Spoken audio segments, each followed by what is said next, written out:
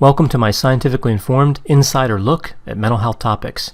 If you find this video to be interesting or helpful, please like it and subscribe to my channel. Hello, this is Dr. Grande. Today's question asks if I can look at ways that vulnerable narcissism can damage a romantic relationship. So I'm going to answer this question by looking at 4 ways vulnerable narcissism damages relationships. And what I'll do here is I'll alternate between a man being the narcissist and a woman being the narcissist. So I'm going to use the example of husband-wife, although these different ways could apply to other types of romantic relationships as well. So I'll use the example of a husband as a narcissist for 1 and 3, and a wife as a narcissist for 2 and 4. So starting with the first way vulnerable narcissism damages relationships, this is revenge. So here the husband is vindictive and wants to get revenge on the wife. It could be for something that she actually did or something she didn't do. That's not really important to the husband. The emotion really takes over. The decision to get revenge was never about justice. It's about making the wife suffer as the husband has suffered. As the husband plots his revenge, this plot really is disproportionate to the perceived damage that was caused to him.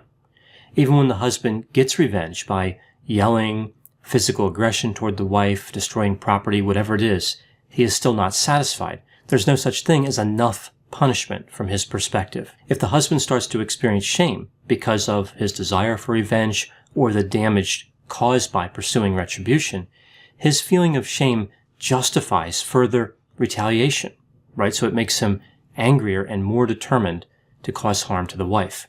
He does not recognize that the shame set in because of his behavior. Rather, he attributes the shame to his wife. The sense of shame, the sense of feeling that one is bad or unworthy based on one's behavior, that is really lost on the narcissist. They experience the shame, but they don't understand why they experience it. Whenever the narcissist has that feeling, or really any negative feeling, they blame somebody else. It's never their fault. Even within their internal dialogue, they cannot fully accept responsibility. They may experience that negative emotion for a short time and believe that they caused it, but after that, they'll go back to blaming somebody else. Moving to the second item, this is active distrust. In this example, the wife would be the narcissist. One of the key aspects of normal distrust is a failure to communicate distrust for another person. Part of distrusting somebody is keeping that information obscured as to facilitate an investigation. So if someone distrusts another person, they don't want to tell that person about it. They want to explore that a little more and see if that distrust is warranted. If the wife lets the husband know that she does not trust him, he might change his behavior to appear more trustworthy, or he might cover up his bad acts. Also, distrusting the husband, whether justified or not, can be hurtful to him. So again, with normal behavior, distrust is something that's a little bit concealed. Now, the narcissistic wife, on the other hand, wants to communicate how much she distrusts the husband. She wants him to know how she feels. To her, the distrust is a weapon. She can hurt him through her lack of confidence in him, through her challenge to his integrity. Even though the wife's distrust is unwarranted, she will not accept anything but perfect trust from the husband. He's not allowed to distrust her. Rather, the wife expects him to accept that he is as terrible as she believes him to be. There is no peace in the relationship without this acceptance. This is like when the criminal justice system pressures people who are wrongly convicted to admit guilt for their crimes so that they can be released on parole. Sometimes innocent people admit guilt just to stop being punished. Over time, the husband starts to feel lonely. Being the object of contempt and distrust destroys his desire to be close to his wife. Item number 3, I call this no safe place to fall. Here the husband is the narcissist. One of the reasons that people enter into a marriage is to gain stability throughout daily life by having an ally, someone they can depend on, someone on whom they can depend.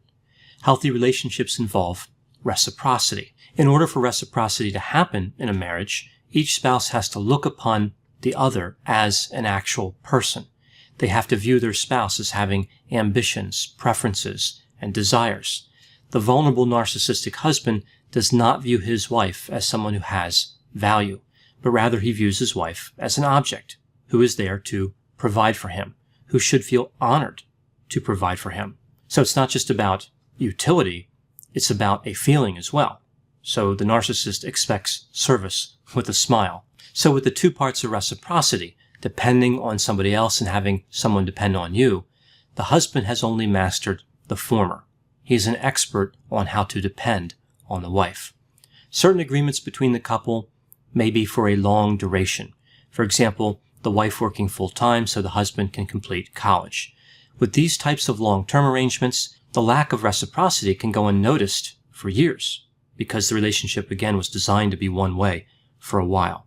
So these can be kind of dangerous situations when dealing with a vulnerable narcissist because a lot of time can go by and then the awareness comes that there is no reciprocity in the relationship. In this situation, the wife has no safe place to fall. She doesn't have somebody she can count on to support her. Just like the distrust example, we see that loneliness is the result. Now moving to item 4 and moving back to the wife as the narcissist, this would be accusations of being emotionally unavailable.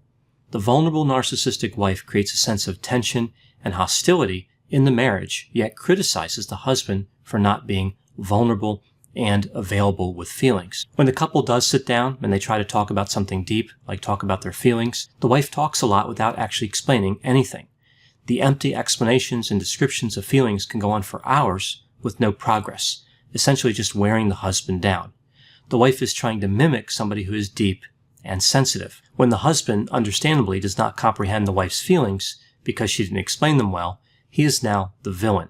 He wasn't paying attention, right? So not only is he confused, but again, he's taking the blame. The repetition of this cycle creates a sense of despair in the husband. At some point, he realizes there never will be a connection. Initially, he believed the lack of depth that he perceived in the wife was because he could not see past some sort of barrier. He blamed himself, which was very congruent with the wife's position. She blamed him too. Perhaps the only thing they agreed upon in their marriage. But then he starts to realize when he looks at the wall that his wife has put up, it is not opaque, it is transparent, and there's nothing behind it. It's like if somebody was looking at a photograph that appears to be of a group of bears standing in front of the woods. Something is a little off in the photo, but the person looking at it can't put their finger on what's wrong. They start to believe that their initial assessment of the image was incorrect, that everything must be okay in that image. Then sometime later, they realize that instead of a group of bears in front of the woods, it's actually a group of mice standing in front of the weeds. It seems crystal clear now. They can't believe they ever thought that there were bears in that photo. In the same way, once the husband realizes that from an authenticity perspective, the wife is hollow, he can never go back to seeing the false image that she projected for so long. The vulnerable narcissist does have more insight than the grandiose narcissist, but there's not necessarily enough insight there to lead to change. Vulnerable narcissism is still narcissism, and it can limit the capacity for meaningful interpersonal development. I know whenever I talk about topics like narcissism, there will be a variety of opinions. Please put any opinions and thoughts in the comments section. They always generate an interesting dialogue. As always, I hope you found my analysis of this topic to be interesting. Thanks for watching.